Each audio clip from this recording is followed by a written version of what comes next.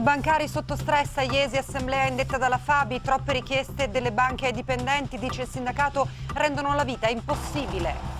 Le note vicende delle banche salvate hanno aperto tra i dipendenti un dibattito su quelle che vengono definite le pressioni commerciali. Il sindacato Fabi ha convocato nel pomeriggio un'assemblea a Iesi proprio per parlare dello stress da lavoro. Nicoletta Grifoni.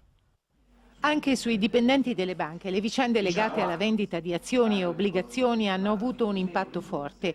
Il rapporto di fiducia con i clienti è sempre più in crisi e il lavoro, denunciano i sindacati di chi è al pubblico a contatto con i clienti, è cambiato in peggio.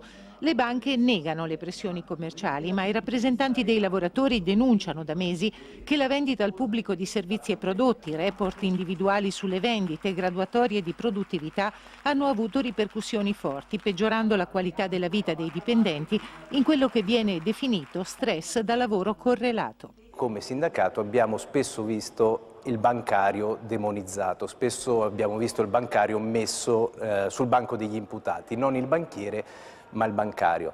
Quindi a noi quello che interessa far capire ai colleghi è uno che poi in virtù del fatto che loro agiscono e vendono i prodotti sotto la spinta di pressioni commerciali sempre più stringenti, sempre più pressanti, appunto spesso poi le banche stesse, le banche che dicevano vendi, vendi, sono quelle che vanno a contestare al collega l'operatività.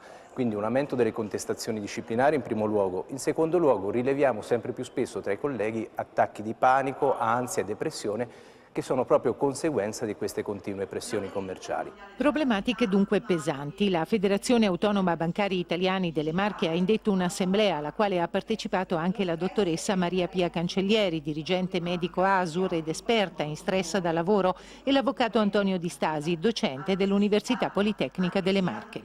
Senz'altro quello che ci interessa è aprire un tavolo sul tema, far sì che tutti conoscano qual è il problema e che tutti sappiano che all'interno della banca ci sono questo tipo di pressioni.